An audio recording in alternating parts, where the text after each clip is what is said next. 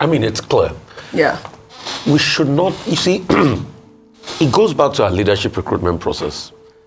Look at the caliber of people that we have as leaders. Just look. People that can come out and say, oh, don't come to my state because of politics. Then the party chairman also came out, say he has deep-seated hatred. That's what he said. Party chairman of a political party. So when you look at the caliber of leaders in Nigeria, you know why Nigeria has not moved forward in all these years. And see, if we continue with this level of leaders, it will never be well with Nigeria. Because Nigeria is so blessed. But the problem is there's a way that people that are the 10th, 11 have a way of making it to the top. Where is discretion? Where is decorum? And the representative of the Edo State government that wrote a letter that said, it's because of security, tried to placate the situation and said, there's a thing about moral and spiritual inclination to giving, that when you give, you don't allow the world know.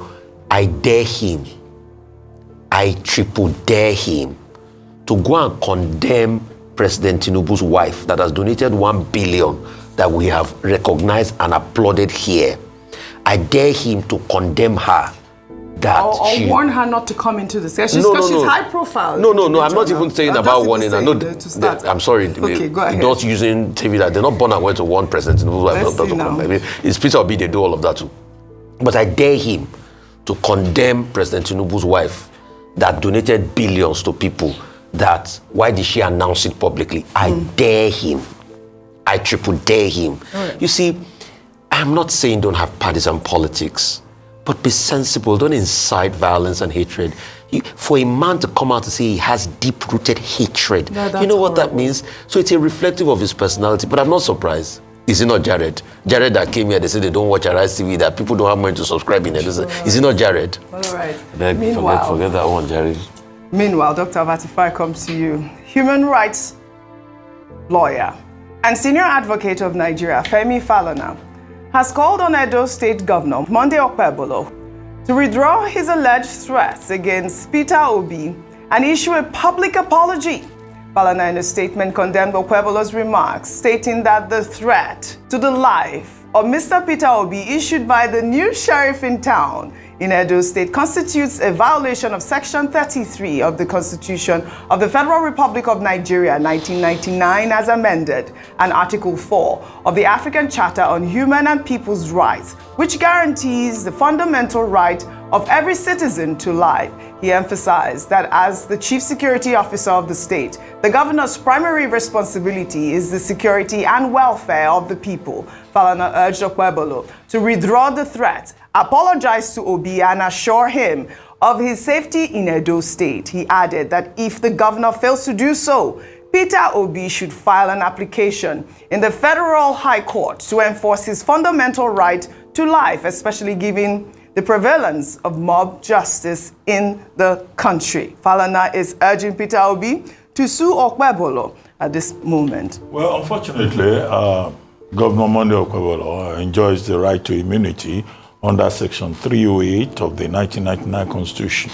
Section 308 simply says that, you can't sue governors, deputy governors, president, vice president in the course of their work so as not to, affect, the smooth operation of the state. However, Mr. Femi Falana is right, as Kenneth Okonkwo was also right in saying that what Governor Monday Okpebholo has said is illegal and unconstitutional. Kenneth Okonkwo, whom we interviewed earlier, added to it that it is irresponsible. Now, if you look at it from the constitutional perspective, Section 33, that Mr. Falana, SAN, referred to, guarantees the right to life. You cannot threaten somebody's life. That in itself is a felony under Sections 33 and 47 of the Criminal Code, which is operative in the southern part of Nigeria. But against Section 308, protects the governor. But there are certain steps, of course, that Mr. Peter Obi can pursue, like reporting to the appropriate authorities that Governor Okpebholo is threatening his life, and should anything happen to him, Governor Okpebholo should be held responsible. Section 34 guarantees the right to the dignity of the human person. He's questioning the dignity of Mr. Peter Obi. He's more or less calling him a criminal and a murderer because he says because he came to Edo State, 3 persons died. Yeah. He will have to provide the proof that the death of those 3 persons can be linked to Mr. Peter Obi. Section 39 guarantees the freedom of the right of expression. Section 40 guarantees the freedom of assembly. Mr. Peter Obi can go to any part of Nigeria and associate with anybody. All of this is covered by Section 41 sub 1, which says that there is freedom of movement in Nigeria. Mr. Peter Obi can go anywhere, just as you and I can go anywhere in this country. In fact, Section 41 says if we choose, we can choose to reside there. In fact, Section 15 sub 3 and 4 says that in fact you can leave your part of the country and go and settle and marry in another part of Nigeria. If Mr. Peter Obi decides tomorrow to take a second wife, will Okpebholo say he cannot come and take an Edo woman? He does not have such powers. No. And he says it's a protocol matter and all that. We saw the video now. Yes. So why do people lie in the face of evidence? Yeah. And then again, protocol. He's not a protocol person. He has described himself as Chief Security Officer. As Chief Security Officer, as Mr. Femi Falana pointed out, he is supposed to ensure the security and welfare of everybody, not to isolate Edo State and say people that are politically against his own interests must not come there. Right. I agree with Mr. Femi Falana that he owes, to start with, that's the minimum. He owes Mr. Peter Obi an apology. Yeah. And he also owes the rest of us in Nigeria an apology. Yeah. And the people of Edo State an apology for putting his foot in his mouth. This is what we say when we argue that people who are going to be appointed to positions of high authority should have a certain minimum of enlightenment. Unfortunately, Dr. Abati, do you know that his is it the WAEC results? His results were trending online, Dr. Abati, all weekend. And in the result, I mean, if it is accurate, he was like a D student. He had a lot of Ds and probably 1 C. But another thing that was also trending, Dr. Abati, the fact that Femi Falana had called him, what did he say? The new sheriff in town. If you can pull up our picture of the day. And that is of Governor Okpebholo wearing a sheriff hat. There you go, the new sheriff in town, Dr. Abati. Well, when he took his oath of office, he swore to uphold the Constitution of Nigeria. Correct. Everything he has done or said, spoken threat, with regard to Mr. Peter Obi, flies in the face of the oath of office that he took. Right. The more reason why he should apologize for embarrassing the people of Edo State. Right. We had predicted it, that he will embarrass the people of Edo State. This is just an instance. Absolutely, absolutely. Bimbai, before I come to you, during the rally, the Edo State Governor, Monday Okpebholo, assured supporters that Edo State will vote for President Bola Ahmed Tinubu in 2027. He stated that President Tinubu is doing well for Nigeria, adding that Tinubu provides him with all the money he uses for projects in the state. Let's take a look. Let us follow the man that no road. Yes. Asewaju is doing well for Nigeria.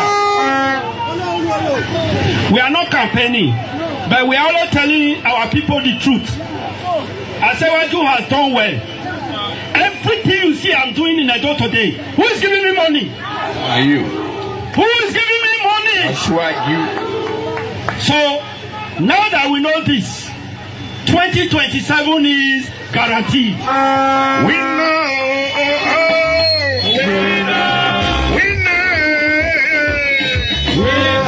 I say what do you pass we know. Everybody you go wait forever. We know. Asiwaju, you don't we know. Wow. I mean, Monday Okpebholo, quite special, isn't it? I mean, there's no IGR in Edo State. I mean, there's a state allocation. It's Tinubu that is giving him money. Go ahead. Yes. All the money. All the money. I mean, I'm quite curious to see how he came about with that conclusion. Yes. Because I believe it was just yesterday or a few days ago they reported that the highest FAC has been distributed in history. So we know that there's the allocation, we know that there's IGR, there's various ways in which states earn their revenue and are able to fund their budgets. And I don't know any instance where that comes out of the president's pocket. But let's say it's a euphemism or a metaphor that he's using in this moment to try and garner support as somebody who's trying to pledge his allegiance to his principle. And I say the way he's doing it is just the highest form of sycophancy, because I don't understand why you can't find any real measurable metrics to share with your people. Why couldn't he stand there and say, this is what has happened, list out all of the achievements? You know, President Tinubu's administration at the presidential level, at that communication level, they list out what they feel are the achievements. But at this point, he couldn't. He says, see all the projects, see all the... And I just say, well, you know, it's barely a year that he's been in office. So, you know, we're yet to see his projects that he's actually started himself and completed, because it's not about starting projects. Anybody can start them, but we want to see him oversee them to completion. As for him also, you know, giving warnings, issuing warnings and so forth, it's just so disappointing to see that this is where the rhetoric is. The polity is already very heated up, so we don't need leaders to continue to heat things up. We still have a couple of years to go until 2027, so all of this needs to just tone down, and it's quite irresponsible to see that he is using this opportunity where he's interacting with his constituents to heat up the polity in this way. All right, a few minutes really quickly. Yeah, real quickly, what I just wanted to say is this. See, you know, it's good that we've put all of this. The best way to be able to shame people that say things like that is report them in the public glare. Because if you report to the police, wasn't it us on this table that interviewed a police chief when somebody made those threats leading up to the elections in Lagos, the national elections, and the police were saying that he was joking? Is he not here? It's true. And the question is, Oji, wearing those threats carried out, wasn't Jennifer stabbed in the eyes due to violence? Weren't people disenfranchised in the governorship elections? Right. So it's not today. People make threats. As long as you are as a part of the political divide, they'll look away from it. And that's why we should all collectively condemn what is evil. Where is politics with decency again? And the assumption, like you've clarified clearly, you see, these are just political rhetoric. The Edo people, it is your money, your taxes that are being used to do projects. And it is your entitlement from the Commonwealth of this country that is giving you, in fact, that you used to do projects. And your own internally generated revenue through your own taxes and your sweat. All right. So it is your money in the end, not anybody's money. Let us set this, and that's why education is key. Dr. Bati. Well, this is the point I was making about enlightenment. It's not Tinubu's money that the state, the subnationals collect on a monthly basis. But I just have one, humble recommendation. And it is as follows. I recommend a meeting